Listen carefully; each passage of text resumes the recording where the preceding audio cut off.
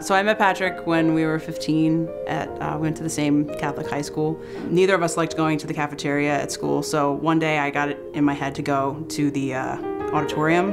And I went in there and I heard music. It was really dark. And I got down to the piano and there's Patrick already playing at the piano. So I sat down next to him and I started playing, waiting for him to say hello.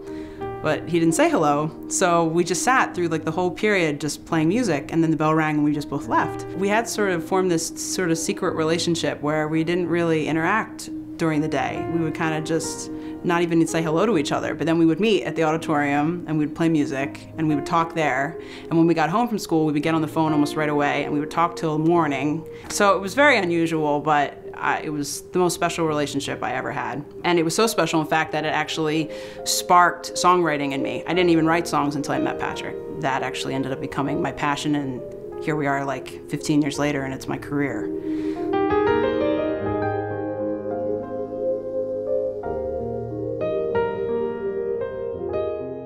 So after we graduated from high school, we actually went to two separate colleges, and even though we were separated by 1,000 miles, our late night talks continued. And when he would come home for vacations, we would spend time together. Sort of the non-traditional aspect of the relationship continued, and it seemed like we were just drawn to each other continually. Eventually though, like around 22, we went our separate ways and went through our, the next 8 or 9 years of our lives separate until in 2012, I run into Patrick totally randomly on the last night of my house concert tour. I'm sitting there at the piano and like a ghost, he walks in and sits down in the back row, and I just couldn't breathe. I was so overwhelmed that he was sitting there. We just completely fell in love.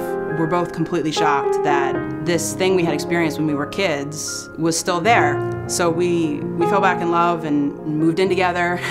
We ended up producing my 3rd record together. It's called The Giant Unquiet. We went to Arizona to record it, so you can imagine how wonderful that was for me, because here was my muse on my record. It's like everything had come full circle.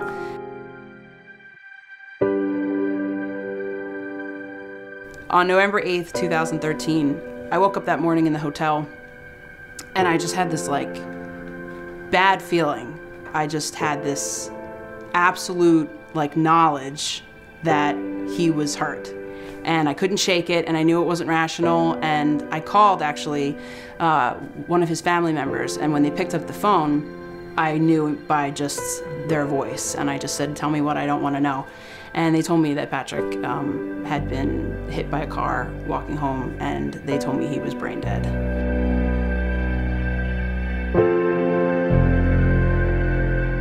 He had suffered a depressed basilar skull fracture, diffuse axal injury, which is like shearing of the brainstem, and then several days after that he also suffered a post-traumatic stroke. So the doctors gave us no hope. They said he had a 1% chance of surviving, and even less than that of ever coming out of like a vegetative state, if he even came out of a coma. And they told us to take him to hospice and let him pass on.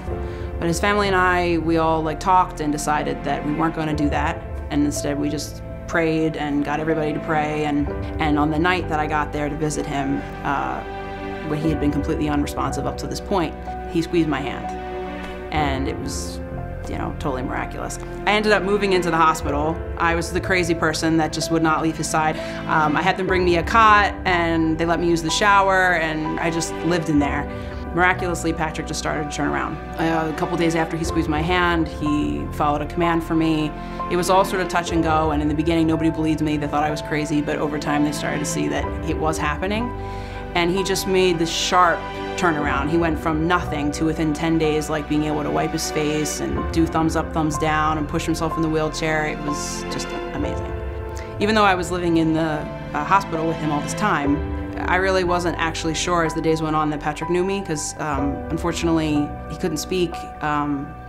He couldn't really show facial expressions. And then one morning, a nurse came in and she was looking at pictures I had hung up of us from high school, and she said, "Oh, how long have you known each other?" And I said, "Oh, since we were 15. And she said, "Oh, you've been dating since you were 15? And I said, "Well, not exactly, it's kind of complicated, but we really care about each other." And all of a sudden Patrick reaches out with his shaky little hand and pulls my face to his face and kissed me. And I consider that day our anniversary. That was pretty unbelievable. This is love. He's making the salad dressing. It is fantastic. Of everything? He's doing Anything it. else? Good balance?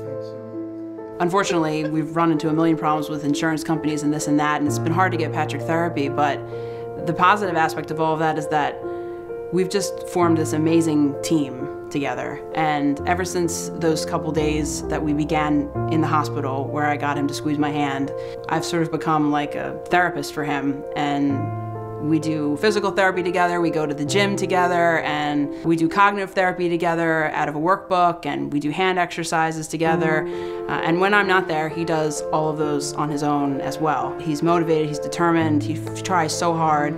And as far as like our romantic relationship's concerned, I just think we've learned to appreciate like each other in a way that we never did before. I've watched everything that I love about him come back in tiny little pieces and flashes. Like, it's like watching someone you love that you were told literally was brain dead and you thought they were gone and that was your reality.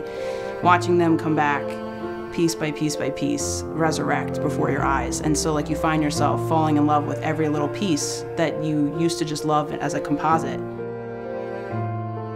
With brain injuries, there's a window of time where a patient has the best chance to make the most gains. And after that, they tend to kind of plateau. It's different with everybody, but generally they say within a year to 18 months is when the brain is healing and they have something called neuroplasticity, which is the brain's ability to rewire itself so that parts of the brain that are dead can be compensated for by other parts of the brain.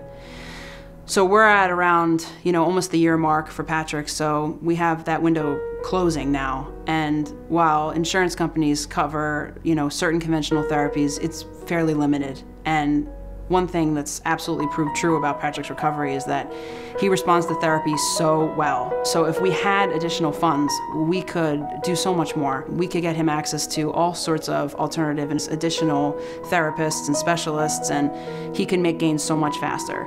But if we don't have access to that money, he's less likely to make those gains and more likely to plateau sooner. And if we get the money 3 years from now, at that point, it won't necessarily benefit him. We hope that with your donations, we'll be able to get Patrick the therapy that he needs during this crucial period of time so that we'll be able to fulfill our dream of making music together once again.